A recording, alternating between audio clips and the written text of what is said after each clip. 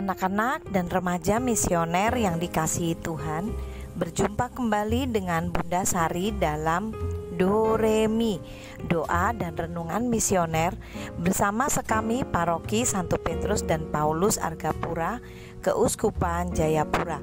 Pada hari ini Senin tanggal 13 Oktober tahun 2025.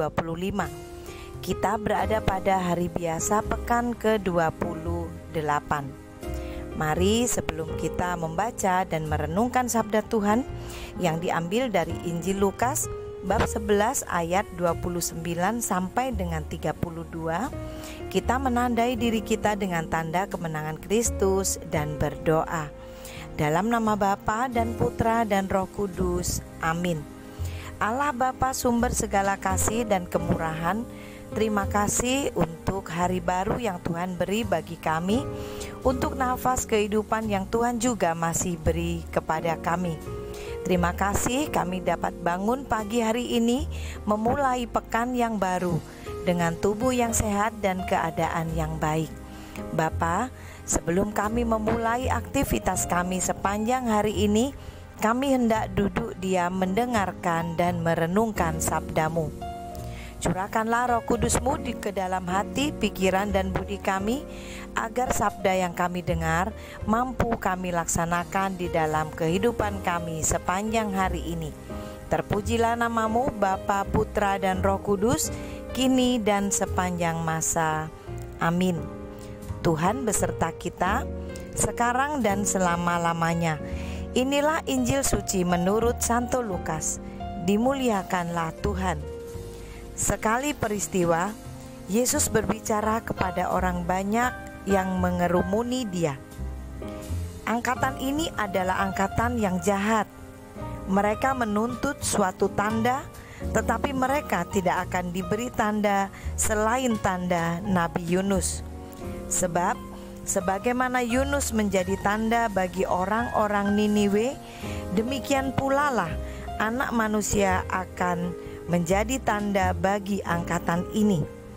Pada waktu penghakiman, ratu dari selatan itu akan bangkit bersama orang dari angkatan ini, dan ia akan menghukum mereka.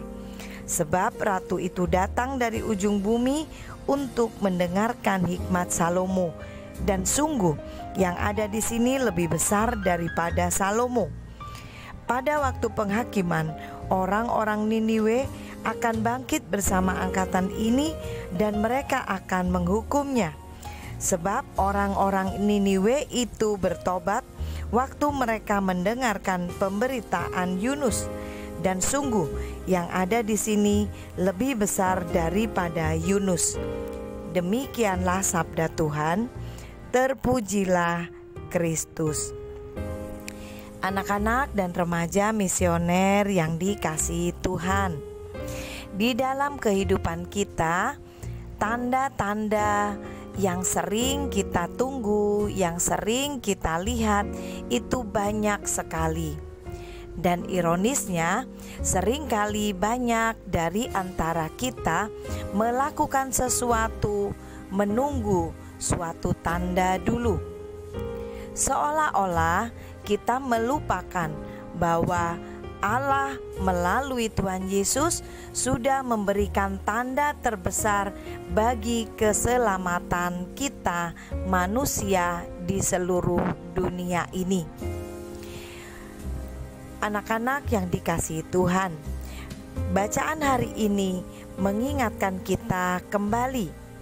Tuhan Yesus memang mengatakan bahwa ada beberapa tanda, tetapi apabila kita melakukan sesuatu atau kita meningkatkan iman percaya kita hanya menunggu tanda-tanda yang ada, maka kita termasuk di dalam angkatan yang disebut angkatan yang jahat. Karena kita tidak percaya akan penyertaan Allah, akan kehadiran Allah, dan termasuk keselamatan yang diberikan Allah melalui Tuhan Yesus Kristus sendiri. Anak-anak dan remaja misioner yang dikasihi Tuhan, Tanda kehadiran Allah yang terbesar adalah saat ini, pada saat kita merayakan perayaan Ekaristi. Bagaimana Allah hadir sendiri di dalam tubuh dan darah Kristus untuk keselamatan kita manusia. Apakah kita sudah menyadari tanda kehadiran Allah tersebut di dalam hidup kita? Ataukah di dalam hidup kita untuk melakukan sesuatu hal, kita masih menunggu tanda-tanda yang lain, kita masih menunggu hal-hal yang lain? Ingatlah, hidup kita ini terbatas. Apabila kita terlambat untuk melakukan sesuatu hal, termasuk dalam meningkatkan iman percaya kita kepada Allah, maka kita memang sangat terlambat dan kita termasuk orang yang jahat bagi hidup kita sendiri dan bagi orang lain.